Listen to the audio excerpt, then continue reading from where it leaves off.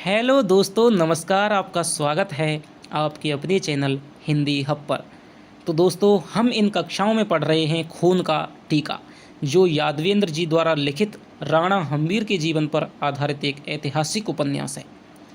तो अब तक हमने दोस्तों साथियों हमने देखा कि किस प्रकार महाराणा हम्मीर का जीवन है वो चल रहा है। उसका जन्म हुआ, उसका विवाह हुआ और वो रानी को लेकर के केलवाड़ा में आ जाता है। और यहाँ पर दोस्तों वो अब चित्तौड़ की जो विजय, उसकी स्वतंत्रता के स्वप्न देखने लगता है, किस प्रकार योजनाएं बनाता है। ठीक है, इसकी कहानी है, आगे क्या कहानी घटित होती है, क्या घटनाएं घटित होती हैं, उनके बारे में हम आगे अध्ययन करेंगे। किस प्रकार जो मौजी राम हैं वो अपनी बुद्धि के द्वारा, चातुर्य के बल पर चित्तौड़ को स्वतंत्र करवाते हैं, उसका उनमें क्या योगदान है, ये सब हम दोस्तों आज की कक्षा में देखेंगे। तो चलिए शुरू करते हैं आज की कक्षाएं। इससे पहले दोस्तों आपको बताऊंगा, यदि आपने अभी तक हिंदी हब के टेलीग्राम ग्रुप को ज्वाइन नहीं किया है तो ज्वाइन कीजिए। वहीं पर आपको सारी की सारी PDF है वो प्रदान की जाएंगी। डिस्क्रिप्शन बॉक्स में लिंक है, वहाँ पर जाकर आप ज्वाइन कर सकते हैं। तो चलिए शुरू करते हैं। हम्मीर का आमंत्रण था मौजीराम को। हम्मीर का आमंत्रण था मौजीराम को अपने धार्मिक अनुष्ठान से निवृत्त होकर, यानी कि हम्मीर ने जैसे ही जो अनग सिंह है और जो पवन सिंह है उनके बीच में विद्रोह चल रहा था, तनातनी चल रही थी, और इस बात को लेकर पवन सिंह है वो आया था हम्मीर के पास में।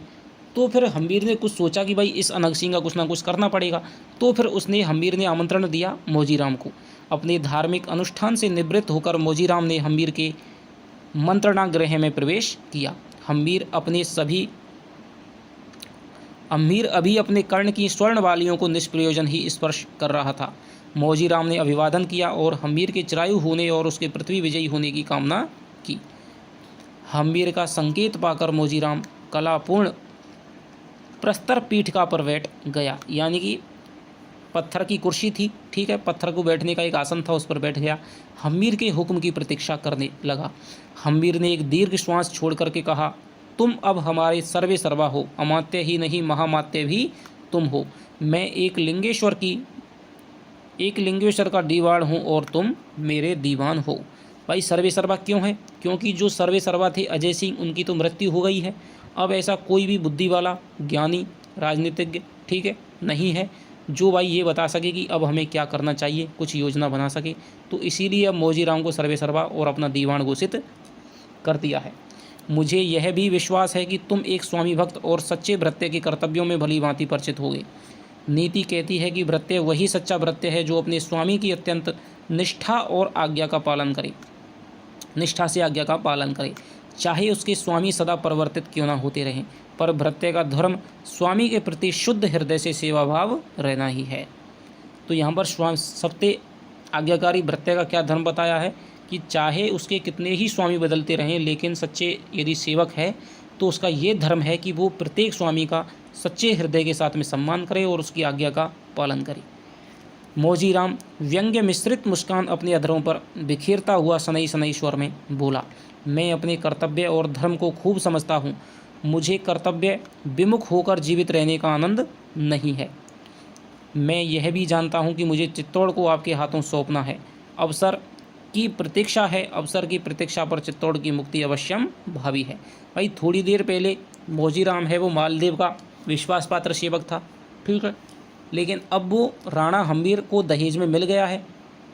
तो अब वो राणा हम्मीर के लिए, चित्तौड़ की विजय के स्वतंत्र कराने के लिए कुछ ना कुछ उपाय सोचेगा। तुम्हारी अवस्था हमसे भी अड़िग भावना भरती है कि तुम्हारी जो ये बातें हैं ना कि भाई मैं सच्ची तरह से आपका सेवक हूँ और मैं चित्तौड़ को दिलाने में आपकी मदद करूँगा, तो ये हम में भी अड़िग भावना भरती है। लेकिन यह सब कब होगा? विधवा रानी के आगमन पर सिसोदिया वंश के सभी क्षत्रिय असंतुष्ट हैं। तो यहाँ पर ये बात वो मौजीराम से करता है। अब मौजीराम उसको बताएगा कि वो तो भाई मेरी चाल थी, वो रानी विधवा नहीं है। उन्हें यह कदापि पसंद नहीं कि एक विधवा राजकन्या उनके पावन और, यानी कि दम्भ पद तुल्य सिंहासन पर विराजे, यानी कि जो सिंहासन अभी तक अपना अभिमान ग्रहण करता आया है, जिस पर बप्पा रावल जैसे शासकों ने, ठीक है, उनकी रानियों ने शासन किया है, तो वहाँ पर एक विधवा का बैठना अमंगलकारी होगा। इसलिए मैं अभी यही बात सोच रहा हूँ, किंतु केवल मैं उसको आश्वासन पर, वे सब बातें हैं कि यह सब दबी या माँ बरबड़ी के आदेशानुसार हो रहा है। तो राणा अम्मीर कहता है कि मैं केवल इस आश्वासन पर ही ये सब बातें कर रहा हूँ कि भाई मुझसे माँ बरबड़ी ने ये बात कही थी। देवी माँ की अवज्ञा का तात्पर्य यह है कि हमारा विनाश, और देवी माँ ने हमें 500 अश्वों की सहायता देकर हमारे सभी सरदारों को उपकृत कर दिया है। मौजीराम अल्पकाल तक मौन बैठा रहा। वह हम्मीर की उद्विग्न आकृति को ध्यानपूर्वक अध्ययन कर रहा था। एक बार उसने यह भी सोचा कि हम्मीर के सम्मुख रानी के संबंधित समस्त तथ्यों का उद्घाटन कर दे, उन्हें यह विश्वास दिला दे कि रानी विधवा नहीं है। यह केवल राजनीतिक चाल मात्र थी। इस चाल का सूत्रधार भी वह स्वयं ही है। किंतु मौजीराम हर कर्म की प्रतिक्रिया से पूर्व परिचित रहता था। अपनी तीक्ष्ण मेधा के बल पर वह हर घटना के तुरंत और बहुत देर के प्राप्त प्रतिफल को जान लेता था। वह यह भी समझता था कि वीर लोगों का विवेक आवेशपूर्ण और व्यग्र होता है। अविश्वास की हल्की छाया उनके विवेक पर हर घड़ी नाचती रहती है। अगर वह उन्हें कहेगा कि यह राजनीतिक चाल है, तो भी हम्मीर उस पर विश्वास नहीं करेगा। तो ये सोचता है मौजीराम कि भाई अभी हम्मीर को बताना सही नहीं है, ठीक है, कहीं उसके मन में मेरे प्रति भी शंका उत्पन्न ना हो जाए। उसकी इस बात को नई चाल ही समझेगा, सोचेगा कि उसकी राजकुमारी उपेक्षित व विस्मृत जीवन व्यतीत ना करे। यह सब उसके लिए है। दूसरा, हम्मीर की मालदेव के प्रति घृणा और प्रतिशोध की भावना भी कम हो जाएगी। तो ये बात है, इसके लिए वो बताना नहीं चाहता है। हम्मीर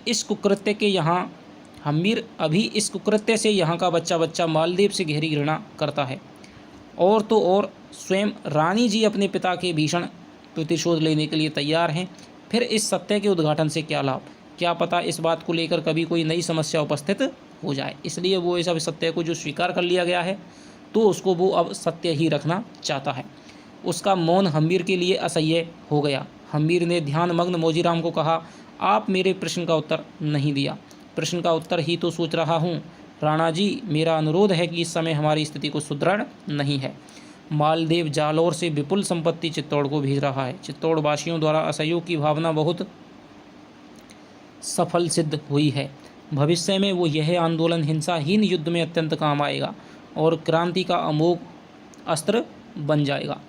इससे एक बात का स्पष्ट पता चलता है कि धीरे धीरे चौहानों की शक्ति क्षीण ही होगी। प्रतीक्षा की एक सीमा होती है। आखिर हम लोग कब तक पहाड़ी चूहों का जीवन व्यतीत करेंगे? इस कैलवाड़ा में बैठ कर के हम अपने जीवन को महती ध्येय तक नहीं पहुंचा सकते कि भाई केवल कैलवाड़ा में बैठ कर के यहाँ सोचते रहने से कुछ नहीं होगा। हमें अब अपने लक्ष्य को पहुंचने के लिए कुछ ना कुछ प्रयास करना पड़ेगा, ठीक है। अभी तक हम यहाँ केवल पहाड़ों में दर दर भटकते फिर रहे हैं। यदि ऐसे ही जीवन जीते रहे तो कभी भी चित्तौड़ को हम आज़ाद नहीं करवा पाएंगे।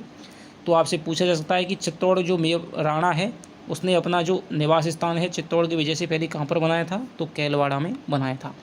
मैं जानता हूँ, पर इससे सुदृढ़ सुरक्षा और कहाँ हो सकती है? यहाँ हमें अपनी रक्षा की चिंता नहीं, चिंता है चित्तौड़ की मुक्ति की।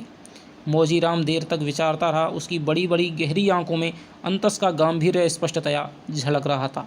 तुम क्या सोच रहे हो? हम्मीर ने प्रश्न किया। चित्तौड़ की मुक्ति अब शक्ति से नहीं, नीति से हो सकती है। तो ये कथन आपको याद रखना है, मौजीराम का कथन है दोस्तों, कि चित्तौड़ की मुक्ति अब शक्ति से नहीं बल्कि नीति से होगी। तो ये बात है वो मौजीराम कहता है। मेरा ऐसा विचार है कि कोई ऐसा अवसर आए जब हम अप्रत्याशित चित्तौड़ पर आक्रमण कर दें। लेकिन चित्तौड़ के सुदृढ़ द्वारों को कौन खोलेगा? गढ़ की प्राचीरों को सहजता से नहीं लांघा जा सकता। फिर गढ़ पर्वत पर है, उसके कई द्वार हैं, तिस पर हम चित्तौड़ के भीतरी भाग से भी परिचित नहीं हैं। आपको मालूम होगा दोस्तों, जब आप राजस्थान की कला एवं संस्कृति में दुर्ग पढ़ते हैं तो चित्तौड़ का दुर्ग है जिसमें सभी विशेषताएं हैं। गिरी दुर्ग भी है, वन दुर्ग भी है, ठीक है, पारेख दुर्ग भी है। तो इस प्रकार की जो विशेषताएं वो दिखाई देती हैं। चित्तौड़ के दुर्ग में सभी सैन्य दुर्ग भी है, अभेद्य दुर्ग भी है, तो सारी विशेषताएं दिखाई देती हैं। इसलिए चित्तौड़ के दुर्ग को जीतना हंसी का खेल नहीं है। इसकी चिंता आप छोड़ दीजिए। क्यों? कुटिल मुस्कान थिरक गई मौजीराम के अधरों पर। आप यह जानते ही नहीं कि मैं हरमाए चित्तौड़ के सैनिकों के लिए अपनी तनख्वाहें न्यौछावर करता था। वहाँ का हर अधिकारी मुझसे परिचित है और मेरा विश्वास भी करते हैं। कदाचित मुझे देखकर सब विश्वास करते हैं, लेकिन अब वे सभी यह जानते हैं कि आप हमारे चाकर हैं। भला मालदेव का बेटा जैसा आपको क्यों विश्वास करने लगेगा? यानी कि भाई अब तक तो आपको विश्वास करते थे, लेकिन अब तो आप हमारे सेवक हैं। अब जो मालदेव का बेटा जैसा है, यानी कि जयसिंह जो वहाँ पर चित्तौड़ में बैठा हुआ है, तो वो अब आपको क्यों विश्वास करेगा? जैसा मेरा अविश्वास नहीं कर सकता। फिर जो व्यक्ति आजकल उसके लिए तनख्वाह लेकर आता होगा, मैं उसी को अपना बना लूँगा। अगर अवसर मिल गया तो हम उसकी हत्या भी कर सकते हैं और राजा मालदेव का प्रवेश का आज्ञा पत्र भी प्राप्त कर सकते हैं। यानी कि जो मालदेव है वो हमेशा धन भेजता था जालौर से चित्तौड़ के लिए, तो जो अब धन लेकर के आएगा उस सैनिक की हम हत्या कर देंगे। उसका जो आज्ञा पत्र है उसको हम ले लेंगे और मैं कह दूंगा कि मैं भाई मालदेव की तरफ से आपको धन लेकर के आया हूँ। खूब मोजीराम खूब, यह काम बड़ी सहजता से किया जा सकता है और मैं चित्तौड़ के दुर्ग में प्रवेश कर जाऊँगा और आपको द्वार खोल दूँगा और आप आक्रमण कर दीजिएगा। शीघ्रता की आवश्यकता नहीं। आप चित्तौड़ तक पहुंचेंगे कैसे? मुझे वहां तक पहुंचने का कारण चाहिए। कारण क्या हो सकता है? विचारणीय है। दोनों मौन हो गए। सूर्य देवता श्रृंग श्रेणियों को स्पर्श करके वातायन द्वारा उन दोनों के सन्निकट अटखेलियां करने लग गया था। सूर्य के पूर्वी ओर मेघ का बड़ा खंड अपनी काया को विस्तृत कर रहा था। लगता था कि बूंदाबांदी ना हो जाए। रसोई से एक दासी आई। हम्मीर के दुग्धपान का समय हो गया था। हम्मीर दासी के आगमन का हेतु समझ गया। उसको जाने का संकेत करते हुए बोला, हाँ मैं अभी आ रहा हूँ। दासी चली गई। हम्मीर ने कहा, एक समस्या का और समाधान चाहता हूँ। फरमाइए महाराज। कि इस अनग सिंह ने, अब वही बात आ गई अनग सिंह की। सबसे पहले तो वो बात करते हैं किस प्रकार हमें चित्तौड़ पे विजय प्राप्त करनी है, और फिर अनग सिंह की बात करते हैं। ने सबको तंग कर रखा है। उन्मादग्रस्त प्राणी की तरह युद्ध युद्ध युद्ध चिल्लाता रहता है। उसे अभी अपनी शक्ति पर इतना अभिमान हो गया है कि वह प्रत्येक सरदार का अपमान कर देता है। यह अक्षम्य और अशांति का प्रतीक है। हम उसे स्पष्ट कहना भी नहीं चाहते और उसे उचित पथ पर लाना भी चाहते हैं। तो अब इसका कोई उपाय हो तो तुम बताओ। यह साधारण बात है। कैसे? इसे थोड़े से सैनिक देकर कह दिया जाए कि वह शत्रुओं के एक साथी एवं यानी कि उसके जो भी पड़ाव हैं उनको लूटना आरंभ कर दे। कि शत्रुओं के जो साथी हैं और उन्होंने जो पड़ाव डाल रखे हैं, ठीक है, ये क्या है, ये सामियाने है या क्या है, सीमाएं, ठीक है, उनको लूटना आरंभ कर दे। वह उन सामंतों, ठीक है, ये है दोस्तों सामंतों से छुपकर लड़े जो आपकी अधीनता स्वीकार नहीं करते हैं। ऐसा करने से उसकी शक्ति का सही उपयोग हो जाएगा और आपकी हर घड़ी की चिंता भी मिट जाएगी। मौजीराम की यह बात हम्मीर को बहुत पसंद आई। उसने तुरंत एक प्रहरी को अनग सिंह के घर भेजा। मौजीराम चला गया। हम्मीर अपने कक्ष में चिंतातुर और अधशायित था। चाचा की अंतिम इच्छा उसे क्षण भर के लिए भी सुख से सांस नहीं लेने देती थी। हर घड़ी उसके समय चित्तौड़ की मुक्ति का प्रश्न नाचा करता था। तो अब दोस्तों आपने जो जीके में पढ़ा था कि भाई राणा हम्मीर को मेवाड़ का उद्धारक कहा जाता है, तो उसके बारे में दोस्तों अब आपको पता चल गया कि मेवाड़ का उद्धारक है वो राणा हम्मीर को क्यों कहा जाता है। ये पूरा का पूरा उपन्यास इसी पर आधारित है कि मेवाड़ का उद्धार है वो राणा हम्मीर ने किस प्रकार से किया। तो अब दोस्तों एक छोटा सा कथन कि मेवाड़ का उद्धारक राणा हम्मीर था, उसकी पूरी दोस्तों कहानी अब आपको मालूम हो जाएगी। आगे जब कभी भी यदि आप शिक्षक बनेंगे या कभी भी किसी को बताएंगे तो आप इस पूरी कहानी को दोस्तों सुना सकेंगे। दासी ने आकर उसे सूचना दी कि ठाकुर अनग सिंह जी मंत्रणा गृह में आपकी प्रतीक्षा कर रहे हैं। हम्मीर तुरंत वहां गया। ठाकुर ने अपने स्वामी का आदर सहित अभिवादन किया। पूछा, हुकुम राणा जी। हम्मीर आश्वस्त होकर बैठ गया। उसे भी बैठने का संकेत किया। अनग सिंह की देह पर उस प्रस्तर पीठिका अनग सिंह की विशाल देह उस प्रस्तर पीठिका में नहीं समा सकी जिस पर मौजीराम बैठा था। अतः अनग सिंह एक पाषाण चाकी पर बैठ गया।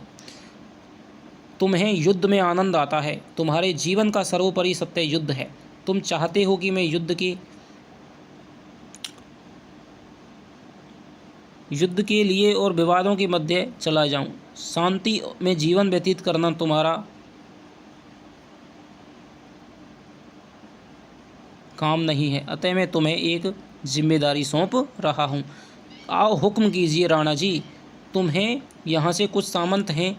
धन के बिना हम अपनी मुक्ति को सुचारू रूप से संगठित करने में असफल हो रहे हैं। यानी कि यहाँ पर कुछ सामंत हैं, हमारे शत्रु सामंत हैं जिनके पास में अपार धन संपदा है, और हम यदि हमें वो धन नहीं मिलेगा तब तक हम अपनी जो सैन्य शक्ति है उसको संगठित नहीं कर पाएंगे।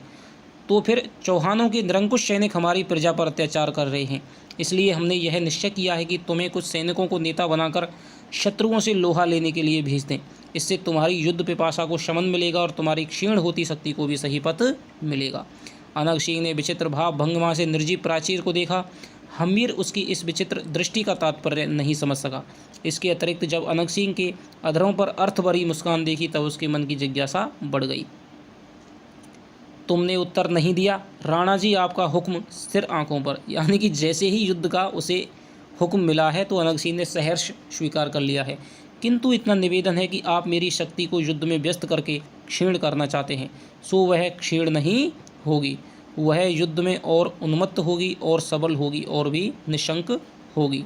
जिस व्यक्ति को युद्ध में आनंद, मृत्यु में हर्ष और चीत्कारों में संगीत की स्वर लहरी सुनाई पड़ती है, उस व्यक्ति को आप इस तरह क्षीण और दुर्बल नहीं कर सकते।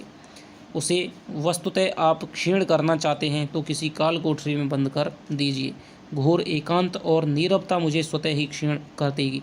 अनग सिंह के स्वर में तनिक व्यथा का समावेश हो गया। अगर आपने मेरे बल को क्षीण करने के लिए यह प्रपंच रचा है तो मुझे हार्दिक संताप है। अगर राणा जी को मेरी युद्ध की प्रवृत्ति से किसी तरह की शंका है तो मैं अपने हर्षोल्लास को समाप्त करके उनके चरणों में अपना जीवन अर्पण कर दूंगा। राणा जी मुझे पतित ना समझें। पवन सिंह से मेरी कोई शत्रुता नहीं है, फिर भी ना जाने क्यों मेरा विवेक उसे देखकर वाचाल हो जाता है। मुझे ऐसा प्रतीत होता है कि वह मेरा प्रतिद्वंदी है। एक अनावश्यक जलन है उसके प्रति मेरे मन में, किंतु इसका अर्थ आप यह नहीं लगा सकते कि मैं मेवाड़ का अहित चाहता हूँ। मैं राणा जी की वेदना से अनभिज्ञ नहीं हूँ। स्वभाव जनित दुर्गुणों के कारण मैं आपको पीड़ित अवश्य करता हूँ, किंतु जहाँ देश की मुक्ति का प्रश्न है वहाँ अनग सिंह अपने सिर को हथेली पर रखे हुए रहता है। तो यहाँ पर अनग सिंह अपनी बात को स्पष्ट कर देता है कि किस प्रकार भाई मैं पवन सिंह से थोड़ी तनातनी है, लेकिन मेरे मन में सबसे पहली जो भावना है वो भी चित्तौड़ की भावना है। जब जब चित्तौड़ की बात आएगी तब तब अनग सिंह अपने सिर को हथेली पर लिए हुए सबसे आगे खड़ा हुआ दिखाई देगा। हम्मीर भावाभिभूत हो गया। अपनी दुर्भावना उसे तड़पा गई। वह अनग सिंह के विशाल पुष्ट कंधों को मजबूती से पकड़ता हुआ बोला, नहीं ठाकुर नहीं, ऐसा हीन विचार मेरे मन में नहीं आ सकता। पूर्व कथन में मेरी दुर्भावना नहीं थी। शब्द का रूढ़ अर्थ मत लगाओ। मैंने तुम्हें शत्रुओं के दमन हेतु ही यह कार्यभार सौंपा है। मैं चाहता हूँ कि तुम अजात शत्रु बन जाओ। अपनी अजेय शक्ति से चौहानों के दांत खट्टे कर दो, इतना परेशान कर दो कि वे विचलित हो उठें। भाई मैं ये चाहता हूँ कि तुम्हारा कोई भी शत्रु ना हो। अपने घर में तुम पवन सिंह को शत्रु बना रहे हो, यदि तुम काम करोगे तो पवन सिंह भी तुम्हारा मित्र बन जाएगा। ऐसा ही होगा। आपकी आज्ञा को शिरोधार्य मानकर मैं शत्रुओं को छल बल और कौशल से आघात पर आघात पहुँचाता जाऊँगा। ठाकुर तुम चित्तौड़ के वीर शिरोमणि हो, तुम्हारे ही बलबूते पर हम राणा बने हुए हैं। क्या अच्छा होता कि तुम में युद्ध की प्रवृत्ति कुछ कम होती और तुम शांति से नीति से किसी समस्या का समाधान ढूंढते। भाई कुछ तो लड़ाकू होनी चाहिए। युद्ध नीति के लिए, शांति के लिए तो हम ही बहुत हैं। हर मनुष्य की अपनी पृथक मान्यता होती है। मान्यता के विपरीत चलना उसकी अडिगता और व्यक्तित्व की निर्बलता सूचित करती है। अतः इसके लिए मुझे विवश ना करें। मैं शुभ मुहूर्त में चुने हुए वीरों को लेकर यत्र तत्र सर्वत्र फैल जाऊंगा। अप्रत्याशित किसी नारी का कंठ स्वर सुनाई पड़ा। तो ये दोस्तों ये आज घरे सास कहे हरस, ये दोस्तों कोई गीत है, ठीक है, जो एक नारी गा रही है। धरती के गीतों को, यहाँ की नारी जाति की महानता को सास कह रही है कि आज मुझे अचानक हर्ष क्यों हो गया, क्योंकि आज उसकी पुत्र वधू सती होने को तत्पर हो रही है और उसका बेटा समर भूमि में लड़ने को जा रहा है। तो ये दोस्तों राजस्थान की गौरवशाली परंपरा थी कि जब बेटा लड़ने के लिए समर भूमि में जाता था, युद्ध में जाता था, तो फिर उसकी जो सास थी वो सोचती थी कि आज मेरा बेटा है वो लड़ने के लिए जा रहा है और जो मेरी जो पुत्र वधू है वो आज सती हो जाएगी। तो इस प्रकार की भावनाएं राजस्थान के दोस्तों लोगों में दिखाई देती थी। बेटा देश के लिए मर मिटा, कुल में समाज में आनंद मनाया जा रहा है, और माँ कुछ ना पूछो वह पुत्र को उत्पन्न करके इतनी प्रसन्न नहीं हुई जितनी उसकी मृत्यु पर हुई है। और आपके इस सेवक ने जीवन में मृत्यु के आलिंगन के गीत भी सुने हैं। समर के तूर्यनाद और मारू राग का उसने जीवन भर हर्षास्वादन किया है। उसके अंग अंग में जूझने की मनोकामना बस गई है। अब उसे कुछ भी कहना व्यर्थ है, इसलिए मैं आपसे क्षमा भी चाहता हूँ। तो ये बात है वो अनंग सिंह कहता है राणा से। हम्मीर के पश्चाताप भरे स्वर में कहा, मुझे दुख है कि मैंने तुम्हारे हृदय पर आघात पहुँचाया। अब तुम जा सकते हो, मैं शीघ्र ही तुम्हारे प्रस्थान का प्रबंध करूँगा। हम्मीर अपने विश्राम गृह में गया। अनग पर निराधार आक्षेप लगाकर उसने ठीक नहीं किया, किंतु इससे एक बात स्पष्ट हो गई कि अनग के मन में किसी प्रकार की दुर्भावना नहीं है। उसके मन की गहराइयों के सत्यासत्यों को वह परिचित हो गया। इस वार्तालाप से यह स्पष्ट हो गया कि उसके मन में कोई कलुष नहीं है। अपनी वीरता का उसे तनिक भी दंभ नहीं। वह संगठन की भावना से परे व्यक्ति की महानता को ही मानता है और उसमें ही निमग्न रहता है। वह प्राणपण से उसका ताबेदार है। पायलिया गीत गाती हुई रानी उसके कक्ष में आई। हम्मीर ने अपने गंभीर नयन उठाए। नेत्रांबु में रक्तिम होते हुए कपोल, उन्मत्त मुख और उस पर उन्मत्त यौवन का आकर्षण, पाषाण प्रतिमा सी वह खड़ी हो गई। क्या बात है रानी? यानी कि अब ये शायद मालदीव की जो मृत्यु है उसका समाचार इसके पास में आ गया है। कुछ नहीं, तुम उदास होकर मेरी व्यथा को बढ़ा देती हो। क्यों नहीं तुम उत्फुल्ल पारिजात के सदृश हास्य बिखेरती। पारिजात दोस्तों एक फूल होता है, वृक्ष होता है, ठीक है। सर्वांग सुंदरी सिसोदिया कुल महिमा गरिमा, तुम अपनी रोनी सूरत से मुझे निरुत्साहित करती रहती हो। फिर चित्तौड़ की मुक्ति अंधेरे में जुगनू की तरह क्षणिक आवा दिखाएगी और लुप्त हो जाएगी। मैं तुम्हारी वेदना से अपनी समस्त प्रेरणाओं को समाप्त कर दूंगा, क्योंकि मुझे तुम्हारे मुख का मधुर मुस्कान और दृष्टि में नवजीवन का आह्वान चाहिए। महारानी ने हम्मीर के चरण स्पर्श करके कहा, दासी को क्षमा कीजिए नाथ, आज मैं 16 श्रृंगार कर रही थी। समीप खड़ी थी विधवा दासी जमुना, सूना ललाट और सूनी मांग। पता नहीं मेरी भावना क्यों बदल गई। दर्पण में अपना मुख देख रही थी। अपनी अपरसीम यौवनाभिमुख रूप पर स्वयं मुग्ध थी। सम्मोहनमयी सी स्तब्ध सी खड़ी थी। अप्रत्याशित अपने रूप को विरूप होते देखा। लगा कि यह श्रृंगार और सज्जा एक आवरण मात्र है, मूल सत्य है वैदव्य, ठीक है, जन्मों का भेष। बस में आवाक हो गई। विस्मृति के गहवर में यानी कि गड्ढे में सुषुप्त स्मृतियां सजग हो उठी और एक काल्पनिक सचित्र कथा मेरे मानस पटल पर घूम गई कि भाई मैं विधवा हूँ और मुझे ये अधिकार नहीं है कि मैं 16 श्रृंगार कर सकूँ। एक छोटी सी गुड़िया हूँ, उससे खेल चंद आदमी मन बहलाते हैं। आमोद प्रमोद के लिए वे उसका विवाह कर देते हैं। बेचारी गुड़िया सदा सदा के लिए पराई हो जाती है। फिर उसका गुड्डा मर जाता है। गुड़िया का अबोध मन मृत्यु के रहस्य को समझ नहीं पाता। धीरे धीरे वह सब कुछ भूल जाती है। उसका विवाह फिर हो जाता है। नाथ, इससे उस गुड़िया का क्या अपराध है? तो ये बात वो खुद को गुड़िया बना करके कह रही है। रानी, अपने मन में सभी आशंकाओं को तुम निकाल दो। मैं तुम्हें उतना ही पवित्र मानता हूँ जितनी अग्नि है। व्यर्थ में दुष्कामनाओं द्वारा आत्मपीड़न को जन्म देना ठीक नहीं है। मैं भूलने की हरदम चेष्टा करती हूँ, लेकिन आपके आलिंगन में आबद्ध होते ही ऐसा प्रतीत होता है कि मैं कोई पाप कर रही हूँ। छी छी, यह बचपना है, यह सब निरर्थक विचार है। हम्मीर ने उसको अपनी बाहुओं में आविष्टित यानी कि लेते हुए कि तुम मंगल मुखी हो, तुम्हारा आगमन यहाँ के लिए शुभ होगा। अरे, आज मैं तुम्हारे लिए हिरन मार कर लाऊंगा। हिरन का मांस बड़ा स्वादिष्ट होता है। राणा ने रोमांचित दृष्टि से हम्मीर को देखा। मुस्कुराओगी नहीं रानी, विधाता का सौंदर्य भंडार विराट है, उस भंडार का शेष आता ही नहीं। फिर भी उस भंडार की जो अपूर्व सौंदर्य राशि थी, उस राशि से तुम्हारी रचना हुई है। तुम्हारे सामीप्य भाग से मेरे हृदय में असंयम का अहिर्निश तांडव होने लगता है और तुम्हारी ईशत मुस्कान के लिए मेरे प्राण उत्सर्ग होने के लिए व्याकुल हो जाते हैं। उसका स्वर बदल गया। मैं मिथ्या भाषण नहीं करता। मैं शत शत जन्मों में भी तुम्हारी कामना करूँगा। तुम्हारे पावन मुखरित यौवन को अपने प्रेम का आदर्श मानकर जीवन को सार्थक करूँगा। भाई, मैं जैसे ही तुम्हारे पास आता हूँ वैसे ही मेरा जो संयम है वो डोलने लगता है और मैं तुम्हारे रूप सौंदर्य का गुलाम हो जाता हूँ। मैं चाहता हूँ कि अगले 7 जन्मों तक जन्म जन्म भर में तुम्हारी ही कामना करता रहूँ। रानी अनिमेष नैनों से साभिलाष होकर हम्मीर को देख रही थी। निश्चय ही उसे वह दुर्बार भावना से प्रेम करता है। उसकी कामना में एक तारुण्य की उत्तेजना और तीव्रता है। वह चित्रलिखित सी हम्मीर की आकाशयनी अंकशायनी होने लगी, यानी कि चित्रलिखित सी अंक में यानी कि गोद में वो अंकशायनी होने लगी। उसका समस्त गात चंचल हो उठा। हम्मीर ने स्नेहिल स्वर में कहा, रानी, अतीत की संपूर्ण रूप से विस्मृति ही नवीन की आधार शिला है। व्यतीत से आक्रांत होकर प्रकृति जनित सुखों की उपलब्धि में ना करना और अर्थहीन आत्मीड़ा में जलना तनिक भी श्रेयस्कर नहीं है।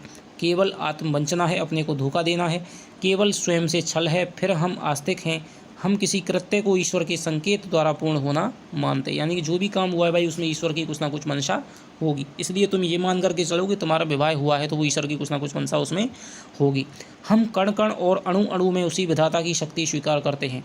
जब मेरा और तुम्हारा गठबंधन ईश्वरीय इच्छा से हुआ है तब हमें उसके लिए चिंता नहीं करनी चाहिए। रानी ने सजल नेत्रों से हम्मीर को देखा। उसकी मुखाकृति की उदासी कम होती गई। धीरे धीरे वह हम्मीर की बातों में खो गई। तो इस प्रकार से दोस्तों थोड़ा रानी को भी विश्वास हो जाता है, ठीक है, कि भाई अब मुझे भी पूर्व की बातों को भूल करके नए जीवन का शुभारंभ करना चाहिए, क्योंकि राणा हम्मीर है वो मुझे अपनी अनंत हृदय की अनंत गहराइयों से प्रेम करते हैं और मुझे भी उसका जो प्रतिफल है वो उनको प्रदान करना चाहिए, उनको प्रेम है वो प्रदान करना चाहिए जिसके वो अधिकारी हैं। तो अब यहाँ से दोस्तों जो अगला भाग है वो हम पढ़ रहे हैं। इत्र के दीपक के समीप शलभ मंडरा रहा था। इत्र के दीपक के समीप शलभ यानी कि जो पतंगा है मंडरा रहा था। पवन का मंथर मंथर झोंका दिए की लौ को विकम्पित करके रानी के मन में कंपित उद्वेग की सर्जना कर रहा था। अप्रत्याशित शरतकालीन शुभ्र मेघों में सौदामिनी रूपी हंसी बिखरी, यानी कि जो बिजली है सौदामिनी कहते हैं। रानी ने उठकर के बाहर की ओर झांका। घोर तिमिर में भयंकर आवरण छाया हुआ था। घोर तिमिर का भयंकर आवरण छाया हुआ था। उस तिमिर की ओर भी गांभीर्य प्रदान कर रहा था वहाँ का सन्नाटा। तो इस प्रकार प्रकृति का वर्णन है वो किया गया है। रानी ने अपनी दासी को पुकारा। नतमस्तक दासी खड़ी हो गई। दीवान जी कब पधारोगे? मुझे पता नहीं रानी सा, शीघ्र पता लगा कर आओ। दासी चली त्वरा से पुनः लौटी। दीवान जी पधार रहे हैं। हीरक और नक्काशीदार हार, पाँवों में नूपुर, अधरों पर तांबूल की मनोहारी अरुणिमा, खंजन से नैनों में अंजन का आकर्षण, भाल पर चंद्रबिंदु और सीमांत रेख में सिंदूर। हम्मीर ने शयन कक्ष में प्रवेश किया। ओहो यह रूप। तो इस प्रकार दोस्तों रानी ने रूप सजा रखा है और यहाँ पर दीवान जी यानी कि राणा हम्मीर है वो पधार चुके हैं। रानी संकोच से सिहर उठी। उसने अपने युग्म कर कमलों में अपने मुख मधुप को आच्छन्न कर लिया, यानी कि उसने कर कमलों में यानी कि हाथों रूपी कमलों से अपने मुख रूपी जो भंवरा है उसको आच्छन्न कर लिया। अपने अंतस के विपुल वेग को संयत करके हम्मीर ने क्षीण स्वर में कहा, बदली का चंद्र अधिक सुंदर और उन्मादक होता है, यानी कि जो बादलों में ढका हुआ जो चंद्रमा है वो और अधिक सुंदर दिखाई देता है। इसी प्रकार तुमने जो अपने हाथों से अपने मुख को ढक लिया है तो तुम्हारा जो सौंदर्य है वो और अधिक सुंदर लग रहा है। रानी लाड़ और संकोच से अपने आप में सिमट कर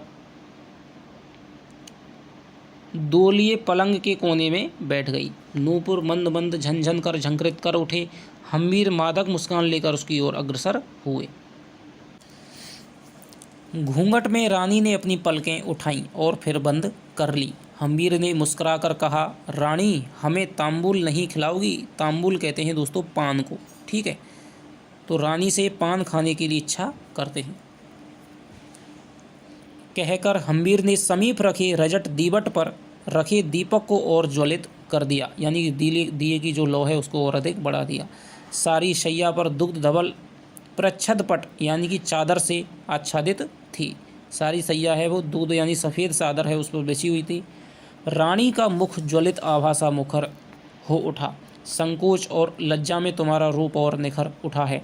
सचमुच संकोच सौंदर्य को वृद्धि करता है और उसका श्री का अलंकार बन जाता है। चलो हमें तांबूल दो। रानी ने लघु रजत थाल पर तांबूल रखकर हम्मीर को दिए। तांबूल को चबाकर हम्मीर बोला, रानी आज क्या बात है, आज तुम सरोवर से खिली कमलनी के सदृश लग रही हो। रानी ने पतद्ग्रह यानी कि जो पीकदान होता है हम्मीर के समीप रख दिया। उसने इत्रदान लेकर हम्मीर के वस्त्रों को सुगंधित किया। हम्मीर ने उसे अपने सन्निकट खींचकर कहा, तुम आज सचमुच उर्वशी बन गई हो। इंद्र के दरबार की एक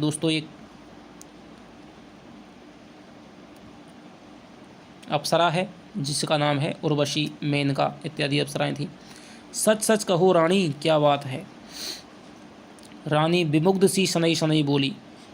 वह अपने घूंघट पट को आहिस्ते आहिस्ते उठा रही थी, मानो घटा के अक्षंद चंद्रमा बाहर निकल रहा हो, और उसकी प्रभा से जिस तरह संसार आलोकित होता है उसी तरह रानी के आलोकित रूप से विकीर्ण अदृश्य रश्मियों से वह कक्ष जगमगा उठा। आप जानते हैं, बहुत पुरानी कथा है, धरित्री के कलुषित भाग पर एक उपेक्षित और अभागी राजकुमारी रहती थी। तो हम्मीर है उससे प्रसन्न रहने का, इतना सुंदर श्रृंगार करने का कारण पूछता है।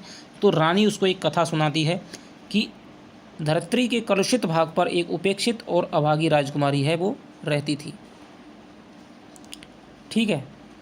उसका जीवन हर पल जलने वाला अंगारा था। आश्चर्य की विधाता के प्रकोप से वह शैशव से ही अभिशप्त थी, यानी कि मेरी तरह उसका जीवन हर पल जलने वाला अंगारा था।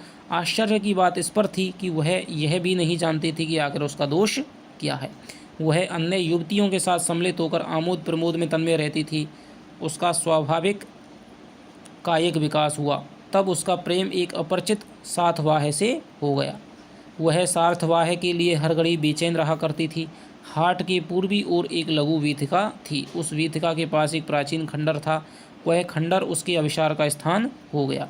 अभिसार कहते हैं दोस्तों मिलन, ठीक है। और जो अभिसार के मिलन के लिए जो नायिका जाती है उसे कहते हैं अभिसार का नायिका। तो जब नायिकाओं का जब वर्णन होता है उनके प्रकारों में होता है तो उनमें अभिसार का नायिका कहलाती है। वह वियोगनी सी उन्मत्त और संतप्त होकर उसके चंद घड़ी का वियोग सहती थी। उन घड़ियों में उसका मुख मुरझाए फूल की तरह अनाकर्षक और रुग्ण सा पीतवर्ण हो जाता था, लेकिन ज्यों ही वह अपने प्रेमी को देखती त्यों ही उसके अंग अंग में विद्युत सी चपल चंचल स्फूर्ति नाच उठती थी। उसकी आंखें आनंद में प्रदीप्त हो जाती थीं। चित्र प्रसन्नता की अतिरेक में गदगद हो जाता था। वे दोनों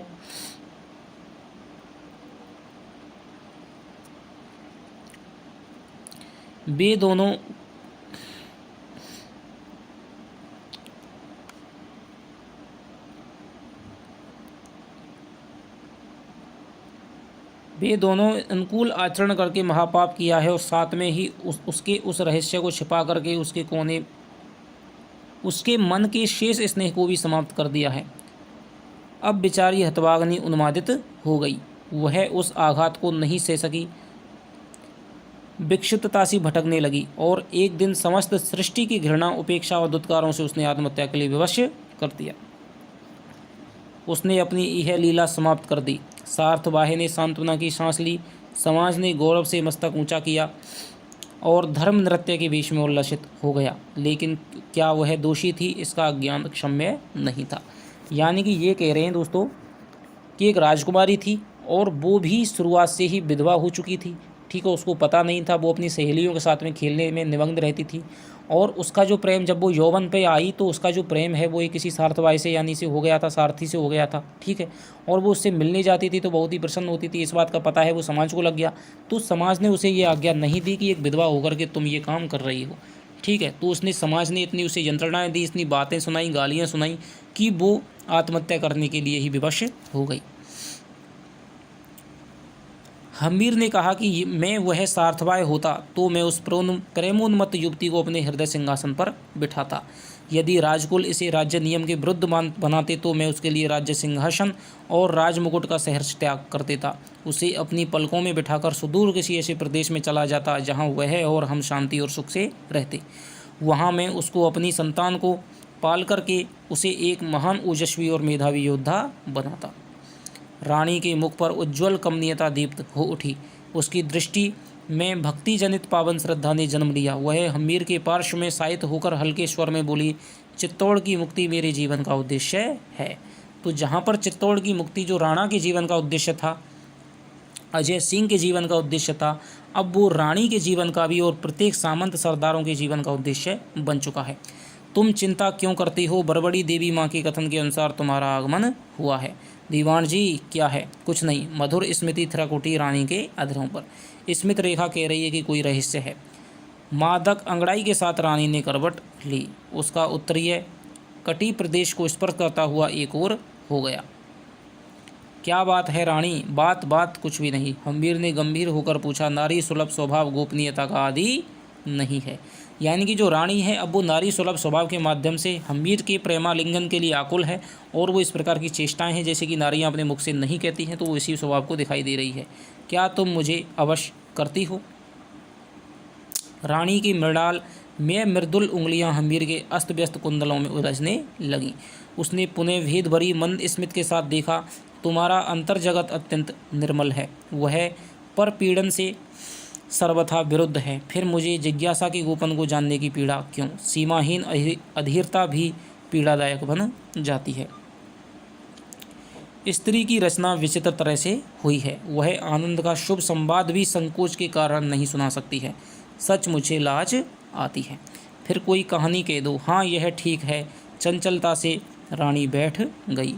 बोली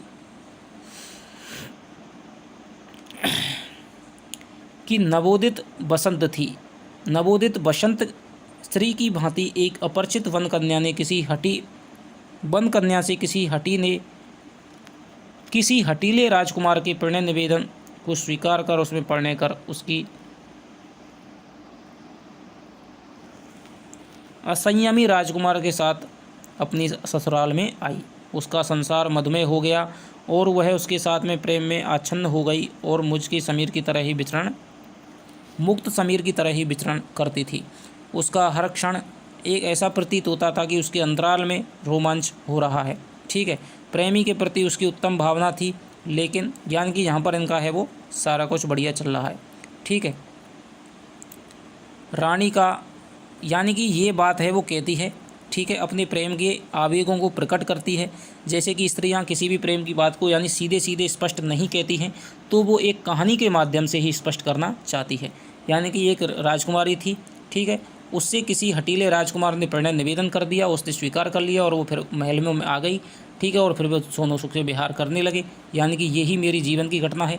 तो अब हमारे जीवन में जो शेष रह गया स्थान, यानी हमारी जीवन में सारी चीज़ें हो गई हैं, केवल प्रेम का स्थान है वो शेष रह गया है। रानी का आह्लादकारक मुख लाल आभा से आभाषित हो उठा। नेत्र नत हो गए और उसने अपने मुख पर घूंघट डालकर इतना ही कहा, यह कहानी है नाथ, यह कहानी है। संगीत झंकृत होकर शाश्वत सुख की सर्जना करता है। ठीक उसी प्रकार हम्बीर ने अत्यंत सुकुमारता से कहा, कौन तुम्हें अमंगल सूचक कहता है? तुम महादेवी की तरह पवित्र और शुभ हो, मेवाड़ की राज्य माता और सिसोदिया कुल ललना। तो इस प्रकार की बातें दोस्तों दोनों के मन में होती हैं। दोनों के मध्य में प्रेम का अंकुर है वो जन्म ले देता है। ठीक है, तो इस प्रकार यहाँ तक दोस्तों ये कहानी है। और अब लगभग 50 पेज हैं दोस्तों, यानी कि 2 क्लास और आपकी बनेंगी। उसके बाद में आपका ये उपन्यास है वो समाप्त हो जाएगा। 2 क्लासों के माध्यम से आपका उपन्यास है मैं पूरा समाप्त करवा दूंगा। तो आशा करता हूँ कि आपको ये उपन्यास है दोस्तों पढ़ने में भी मज़ा आ रहा होगा और मुझे पढ़ाने में भी आनंद की अनुभूति हो रही है। तो यदि आपको ये कक्षाएं अच्छी लग रही हैं तो आप इनको लाइक करें, शेयर करें और ज़्यादा से ज़्यादा लोगों को हिंदी हब परिवार के साथ में जोड़ें। तो चलिए आपसे मिलता हूँ मैं नेक्स्ट वीडियो में। तब तक के लिए दोस्तों बाय बाय। जय हिंद, जय भारत।